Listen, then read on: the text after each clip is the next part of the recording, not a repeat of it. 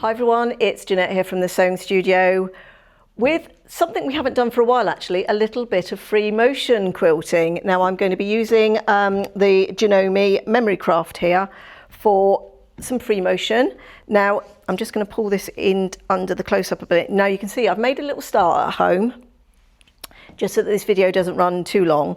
And I've just been doing this shape, and I was asked here this morning what it's called. I have no idea. I just sort of think of it as curly quilting. That's a Jeanette name for it, curly quilting. So basically the whole idea with this is we're just going to make these nice sort of curved shapes, and I thought that went really well with the Tilda ginger jar that we did. So you haven't seen that tutorial, we did that a little while back. And I purposely left this unfinished so we could show you a little bit of quilting on camera. So I'm going to show you how I did this. Just very basic supplies this time. We just need our quilt top. I'm just going to show you the back. I've actually just pieced some of my leftover bits of the lovely Tilda, and I quite often like to do this, put something interesting on the back rather than just one piece of fabric. And I've just done almost like a little brickwork design of those pieces. And we're just going to be quilting that, so it's fairly small. And these sorts of projects are ideal for practicing your quilting. Now Tilda, this was a cushion. We're actually going to do it just like a little mini wall hanging quilt. So that's why I've got the backing on. If it was a cushion, I probably would just quilt it with the wadding and the top, and then I add a lining after I've quilted it. So just to mention that. So I've actually put that down with my 505 spray. I like everything to be held nice and flat. And for free motion, I like to just keep going and not have to stop and take pins out or anything else. So the 505 spray is absolutely perfect for this. I've got my quilting gloves. Now these just help give you a little bit of grip and helps move the fabric, or I find it helps me move the fabric a little bit more smoothly. And the other thing I've got here is just a little small quilt sandwich, just with a couple of leftover bits of fabric, sandwiched a piece of wadding in there, a scrap piece of wadding. And I just use this just to try out my design, and also just to get sort of the speed right on the machine. It just sort of helps you get into the flow, and I tend to do that before I start on the big one. So I've had a little practice go there, and I'm quite happy. So we're going to give this a go now. Now the other thing I've got here is a little pair of scissors in case I need to trim any threads, and I have got my water erasable pen. I like to use this if I'm going to mark any lines on the quilt, or my other preferred method of marking quilting lines is a chalk, a loose chalk powder. Two things that easily brush away. I personally don't ever use the heat erasable for quilting lines. So I like my chalk marker or my water erasable. And I've brought this with us in case I get to a section where I feel I need to draw out the pattern of where I need to go. And you could absolutely draw all over this and then follow your lines with the free motion, or you can just completely do it sort of freestyle. I might do a combination of both depending on how this goes. So let's take this to the machine and talk a little bit about the setup on my machine. So here at the machine, a couple of things just to know. I've got a nice full bobbin. Free motion does take quite a bit of thread. If you're going to do something like this, I would probably wind 2 bobbins, just to make sure that I've got enough. My spool in there as well is also nice and full, so I'm not going to run out of thread at an awkward moment. I've put my free motion foot on, and I've made sure that my feed dogs are dropped.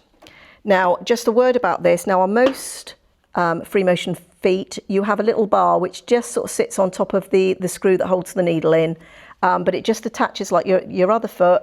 Different machines have different attachment methods, but this one, it's just the screw in there that just screws into the side. So it's really nice and simple. Once we've got that up and running, we're ready to go.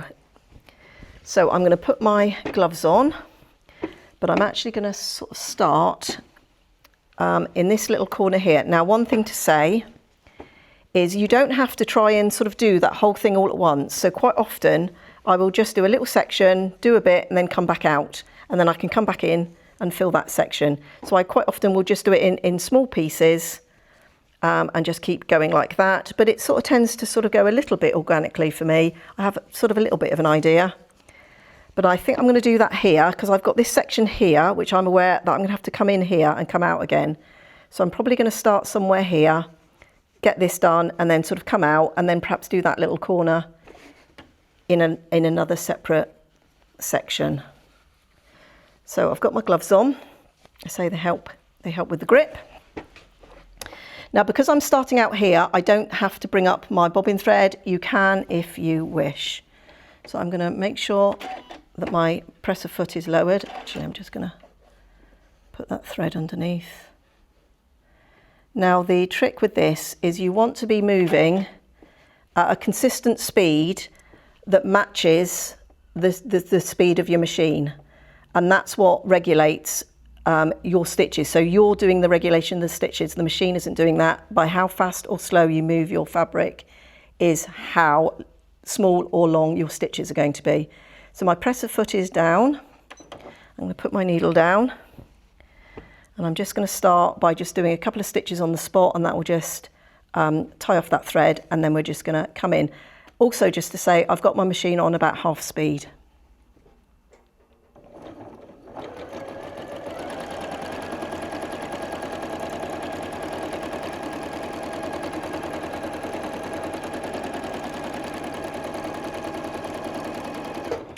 Now I'm just going to do that and just show you what I've done.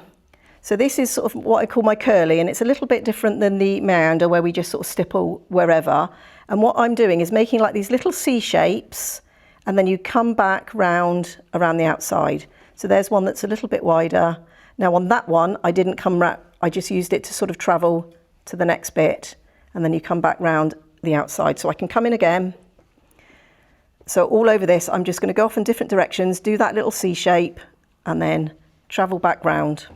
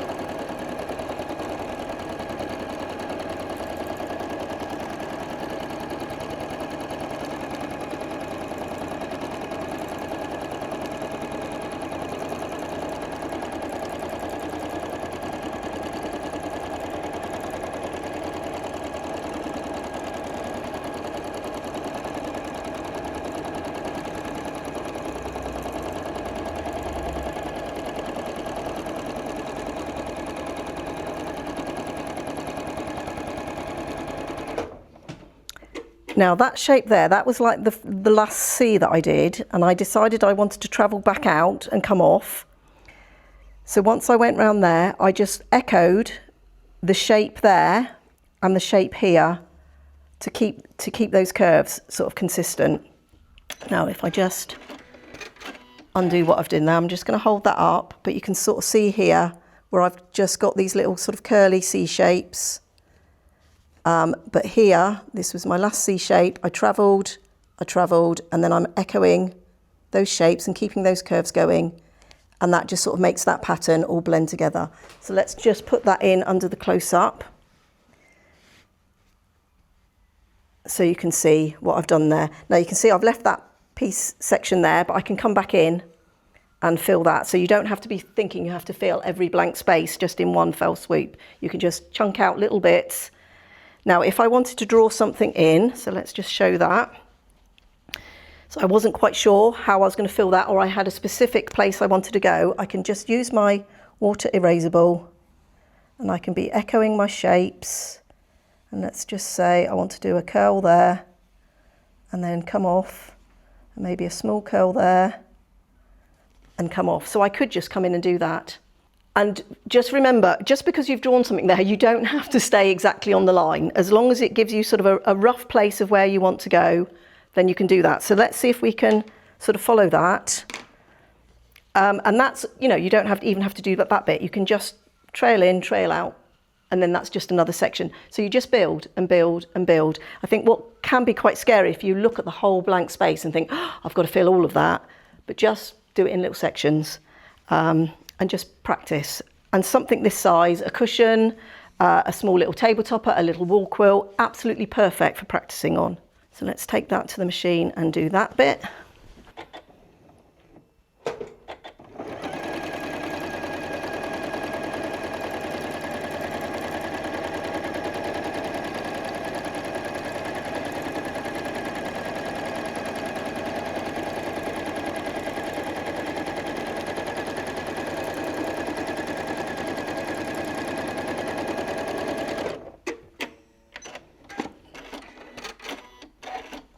So I was fairly good at staying on the line there, but you can see that's just helped me fill in that shape. So if you find it difficult to just sort of let it flow and sort of decide where you go next, by all means draw your pattern on, and then that gives you a visual, something that you can follow. So I'm going to go back to the machine, fill in these little squares. I'm going to take my little pen with me because I might decide to use that, particularly somewhere like here. I might decide I want to draw something in to keep me on track. But I'm just going to concentrate on keeping those movements nice and steady and sort of nice and swirly, keeping everything smooth and just sort of keeping everything moving at a regular pace.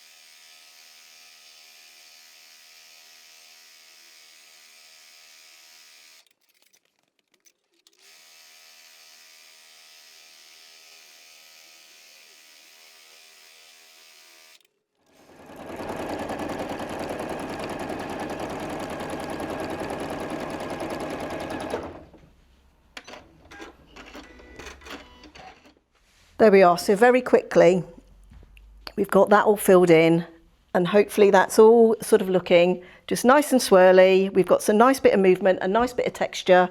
It was fairly quick. And I just sort of decided just to sort of go in here. And because I didn't have a lot of room to do a sort of swirl in and out, I just kept some nice sort of curvy shapes. So we don't want any sort of sharp points, just keeping everything smooth and keeping everything flowing as best we can. So there it is, very quickly. We've got that quilted. As I said, it is a matter of practice. There's no sort of shortcut to sort of getting better at it. It is just a matter of practice and also finding your speed on your machine and working together. Now I'm just going to give this a little trim up so you can see what it's looking like once it's all been trimmed. So there it is, all finished and trimmed, ready for the binding. As I said, we're not going to do this as a cushion, we're going to do it as a little wall hanging. But that's the section there that we've quilted here today. So you can see here, I've just sort of gone in and sort of kept the feeling of the swirls, even though I couldn't sort of get any big swirls in there, just kept that nice fluid motion going to outline the pot. Now I decided not to quilt the actual jar or the flowers themselves. Those will pop forward a bit more. Anything you quilt gets sort of pushed more into the background. But there it is. Like I say, I've got a little bit of homework to do now in getting the binding on. I've got the fabric all chosen for that. So that's a really nice, quick and simple and quite a nice thing to do just to practice the free motion quilting. So I hope you give it a go. If you do, or if you've got any tips for free motion, please share them with us so we can share it with everybody. You can either go through our socials or, of course, you can contact us here direct. So I hope you give free motion a go. I hope you enjoy it. Just remember to breathe and stay relaxed. And I hope you'll join us again here next time in the sewing studio.